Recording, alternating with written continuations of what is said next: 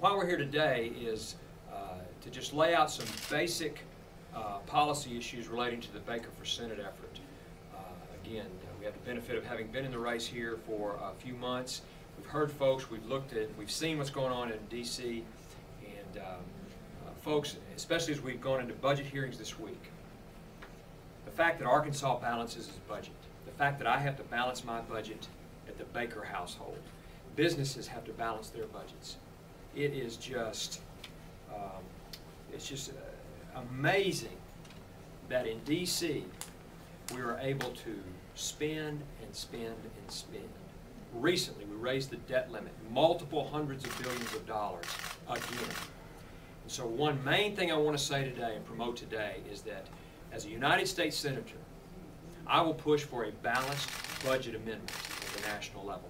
I've seen it work in Arkansas, where Republicans, Democrats, Green Party, conservatives, liberals, everybody is restricted not to spend more than comes in. My experience here is that the way we get to a balanced budget and make those tough decisions that legislators have to make is first we hem ourselves in to a balanced budget. I don't have all the ins and outs about what programs and how much. I'm not privy to all of that information, but you know what? If we put a balanced budget in place, I will be there to make those tough decisions, and I want to make sure that we are all limited and make sure that we adhere to a balanced budget. First things first. Programs you'd eliminate if you were elected? Again, once we get there and we limit it, there's going to have to be cuts all over the board. And I'm willing to do those things just like we're doing now in the state of Arkansas. But just as when I came into the Arkansas legislature, you know, I wasn't privy to all the details and all the programs, and I admit that right now.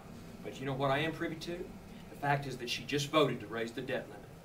She voted affirmatively to raise the debt limit. She voted twice for government-run health care, which is another $1 trillion government program.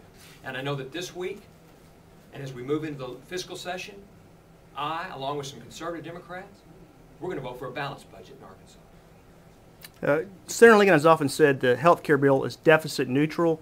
Do you agree with that? I do have any thoughts on that? Those numbers. And as you look at those numbers and you look at the funny math that's been done and the projections that go out many years and come back, look, can anybody name me a government program that has been in place that it even came in at the numbers that were projected? No, we can't. I believe it is a deficit busting bill, and there are facts and figures out there and history out there that absolutely confirm that. So another government. Secondly, we've got to return to the spirit of a citizen legislature. We have got to get back to that. One way to get back to that is I'm going to push for a 2-term limit in the United States Senate. Folks need to go up there. 12 years is long enough. Let's go up there. I hope to go up there and get a balanced budget amendment passed, deal with some of the out of control spending, and then come back home and get a job. And all of our United States senators need to do that. Be hemmed in by a 2-term limit and come back. And while we're up there, United States senators should live under the same rules that Americans live under. When it comes to health care, they should be privy to the health care that all Americans are a part of.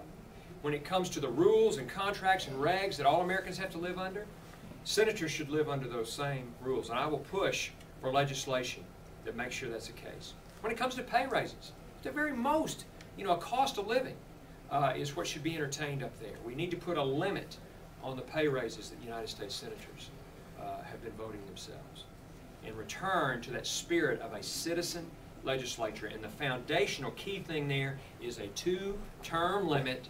Spend 12 years up there, and in my case, trying to limit the budget, trying to balance the budget, and then come home and get. Are you committed to only serving 2 terms yourself, even if that amendment is passed or not? Yeah, great question. My focus is going to be on the entire United States Senate adhering to a 2-term limit, because that is how we're really going to be effective. But personally, I believe 12 years is long enough. And I'm going to get up there, I'm going to try to balance that budget, get a balanced budget amendment passed in 2 terms, and then come home and get a job.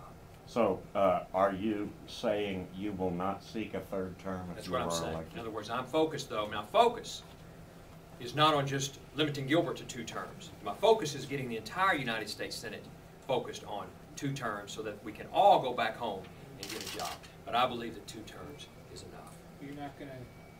I covered a bunch of Republicans who got elected in '94 who came back and said that and then changed their mind. Yeah, I'm not going to change my mind, Mike. Not going to change my mind. I'm going to announce my candidacy for 2018. I'm going to go ahead and get in line here. So. Absolutely. We've got to start over. You know, there might be, if you bury down in there, you know, as you might find a tax credit or something like that, it might be some good things in there. What we got to do is get rid of that. And then we can come back and put the good stuff in. And maybe even talk about some medical liability reform and some other issues that truly would make true reform in healthcare. So yes, I'm absolutely committed to the Obama-Reed-Lincoln bill has to go. And then we can come back and vote for the